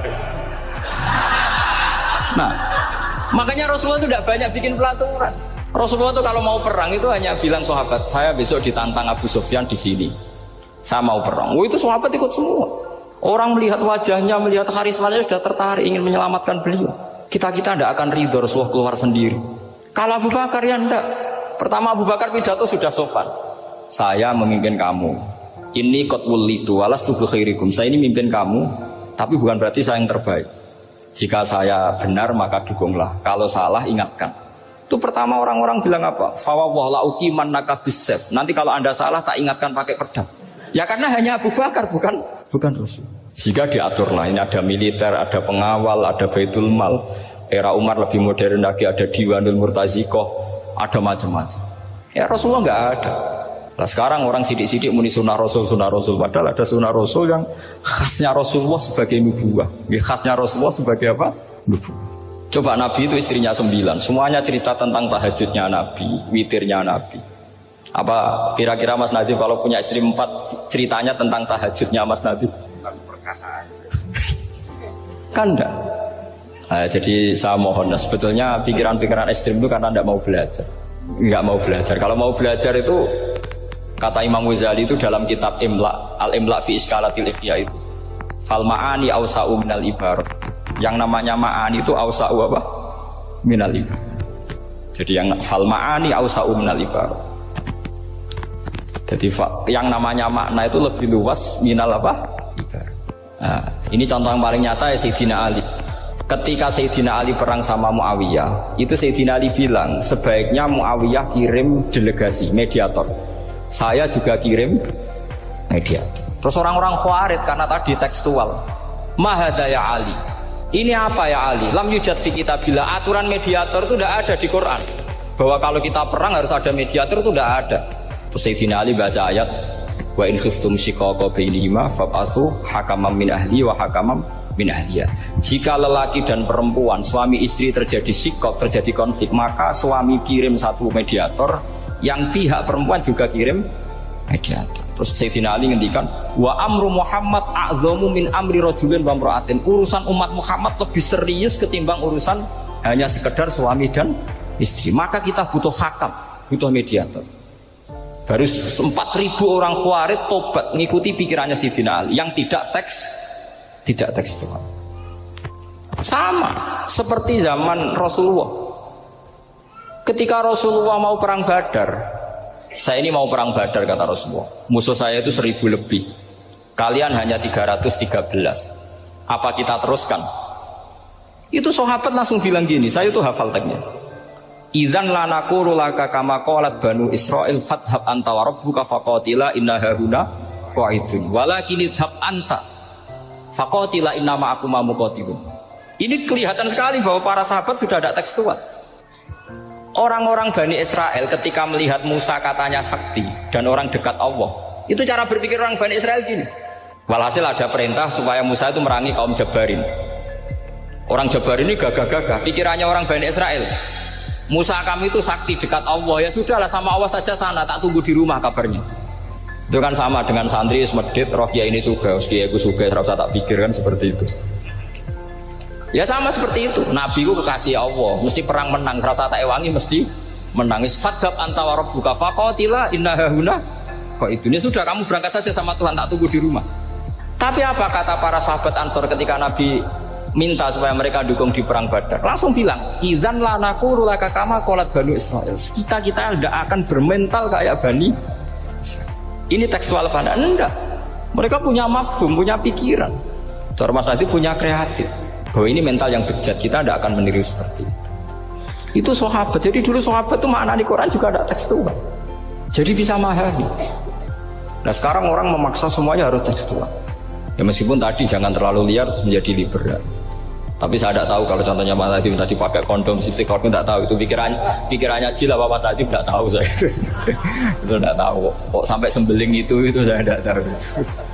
Kok lagi juga kalau tidak bisa nyontohkan yang di luar itu, saya itu ya tidak tahu. Mulai dulu ilmunya seperti itu terus ya tidak tahu lagi. Jadi mulai dulu zaman Nabi pun itu sudah ada pikiran-pikiran seperti itu. Jadi tekstual atau harfiah itu ya enggak. Nyatanya sahabat langsung bilang idzan la naqulu laka kama qalat banu Israil. Assalamualaikum warahmatullahi wabarakatuh.